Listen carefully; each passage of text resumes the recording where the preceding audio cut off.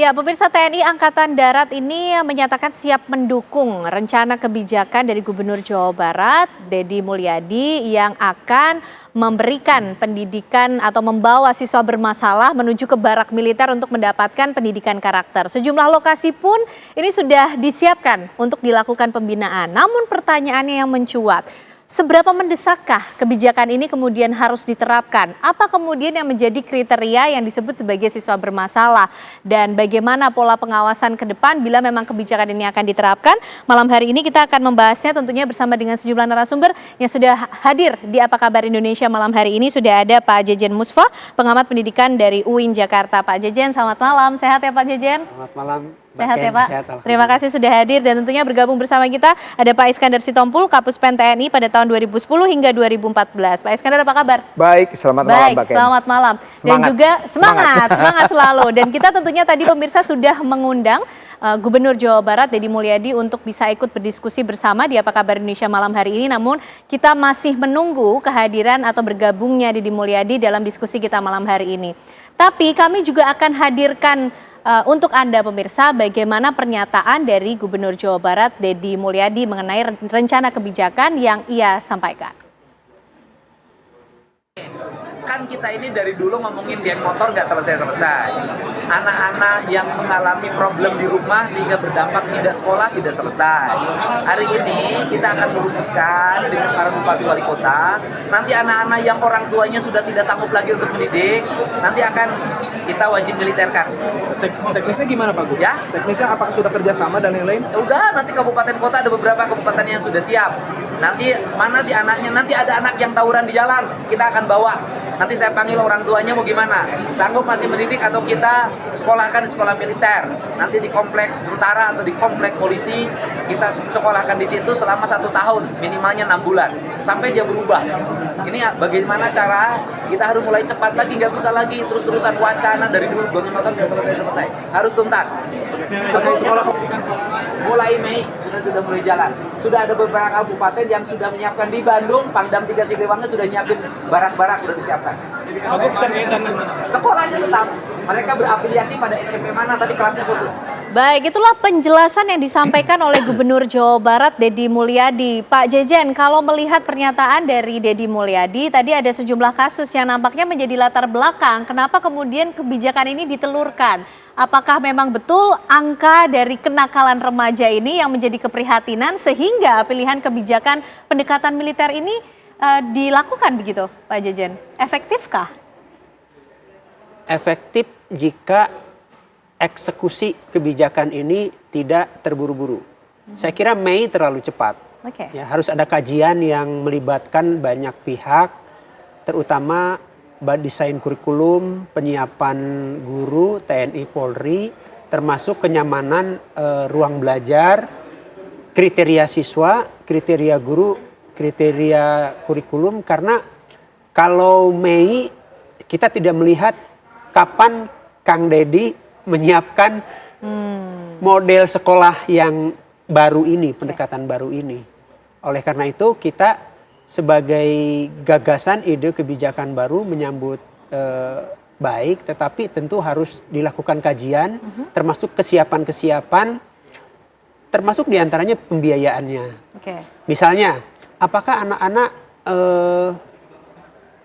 kehilangan 1 atau 2 semester, atau memang nanti di sana ada penggabungan antara pendidikan disiplin ala militer, tetapi di saat yang sama mereka tetap mengikuti pelajaran sekolah di saat yang sama. Kita tidak ingin gagasan baru ini tidak efektif hanya karena persiapannya kurang, kajiannya kurang, karena memang pihak-pihak TNI, Polri, sekolah termasuk guru-gurunya juga harus dipersiapkan secara matang. Oke, ini terkesan kemudian begitu cepat ya, kita hampir tidak melihat bagaimana persiapannya sedangkan Mei sudah ingin dilaksanakan. Ya, berarti ini bisa kita bilang termasuk kebijakan yang harus dilakukan segera karena mendesak atau seperti apa Pak Jejen? Harus ada yang mengingatkan Kang Deddy agar gagasan ini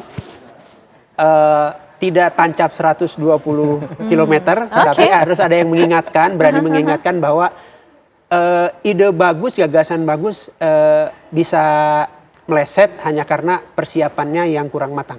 Oke, itu yang kemudian harus diingatkan lah ya kepada Harus Gubernur Jawa diingatkan. Barat ketika kebijakan ini betul-betul akan diterapkan. Betul. Nah, Pak Is, tadi kalau Kang Deddy ini menyampaikan ada contoh kok dari negara-negara luar yang sebelumnya sudah menerapkan ini begitu kan, dan dinilai cukup baik untuk bisa diterapkan juga di Indonesia, memberikan pendidikan karakter kepada mereka-mereka atau siswa-siswa yang bermasalah. Pak Iskandar juga punya pengalaman mengenai hal ini? Oke, kalau saya begini ya, dengan Pak Zen saya sependapat, dengan Kang Mulyadi, Pak Gubernur saya sependapat banget.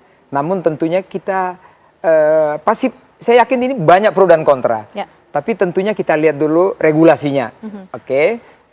Regulasi dengan kenakalan dan persentasenya ya ini. Jadi pertama saya lihat regulasi. Regulasi Kang Mulyadi nggak ada masalah. Kenapa? TNI ya itu ada Undang-Undang 34 pasal 9. Ada kerjasama yang baik kok. Bahkan TNI itu di situ membantu, memberi bantuan kepada pemerintah daerah. Minta bantuan apapun. Apapun, termasuk Apapun. dalam pendidikan. Dalam apapun itu. Oke. Contoh saya dulu pernah begitu ya. Kenapa? Pasti Panglima TNI Pak Agus, ya, Jenderal Agus pasti oke. Dan juga Kasat, Jenderal Maruli pasti setuju. Kenapa saya bilang begitu? Tadi regulasi ya, tidak bertentangan, regulasi. Tinggal nanti metode yang Pak Zen, mari kita rembuk. Terus yang kedua, masalah kenakalan ini, ya. Saya baca di BPS, Badan Pusat Statistik, dan juga dari kita lihat di TV One lah ya, setiap kenakalan remaja yang bawa celurit, bawa segala macam itu. Statistik itu atau persentase kenakalan remaja kita itu hampir 40% loh sekarang. Oke. Ya, hampir 40%. Kita bisa lihat di BPS ya. Itu tadi. Tentunya kenakalan yang begitu heboh ini kita lihat ya. Siapa sih yang mempunyai ide yang berani-berani seperti ini? Tentunya ini perlu kita dukung dengan tadi kita buat yang rapi. Nah, kembali kita lihat tadi negara tetangga. China membuat seperti ini. Ya. Korea seperti ini juga, ya. Di Asia Tenggara, Indonesia ini termasuk 3 kategori terbesar loh. Kita punya kenakalan, ada negara tetangga, nanti kalau aku sebut kurang bagus lah ya. Tetangga-tetangga kita dekat, kita nomor 3 loh masalah kenakalan remaja ini. Nah, kita lihat, kenapa Kang Mulyadi dia mungkin buat di Jawa Barat. Jawa Barat itu memang ya, kenakalan itu, waduh ampun-ampun deh udah. Di Depok, orang jam 10 malam aja udah takut keluar. Ya? Jadi sangat beralasan ketika Sangat kebijakan beralasan. ini ditelurkan. Dan begitu yang ketangkap semuanya sama saudara kita polisi, atau mungkin kita lihat dulu ada TNI AD ya di markas-markas itu, semua anak remaja loh, anak SMA kelas 2, kelas 3. Nah, prihatin sekali kita. Jadi tentunya tadi saya katakan regulasi tidak melanggar. Ya, TNI boleh kok, Undang-Undang 34 pasal 9 boleh. Masalah nanti bagaimana, ini mari kita diskusikan sama-sama. Tapi TNI juga memang sudah pernah sebelumnya Pak Iskandar melaksanakan hal seperti ini, ikut terlibat dalam pembinaan karakter para siswa begitu? Jadi contohnya begini, sebelum dui fungsi ABRI dihapuskan ya, saya sendiri, saya mengajar namanya di universitas, saya mengajar di SMA, itu tentang bela negara. Sampai sekarang saya kadang-kadang diminta itu salah satu universitas ya, ada di Danau Toba itu, Del, Universitas Del. Saya memberikan wawasan kebangsaan kepada semuanya mereka-mereka itu. Bagaimana bernegara yang bagus, karakter kita bagaimana, membangun integritas kita. Secara holistik, bagaimana semua itu harus kita kerjakan dengan baik-baik. Pertanyaan berikutnya, apakah kemudian pendidikan militer ini layak dan tepat diterapkan di dunia pendidikan? Atau justru ada alternatif pendekatan lain mungkin yang bisa dilakukan? Itu nanti akan dijawab ya oleh Bapak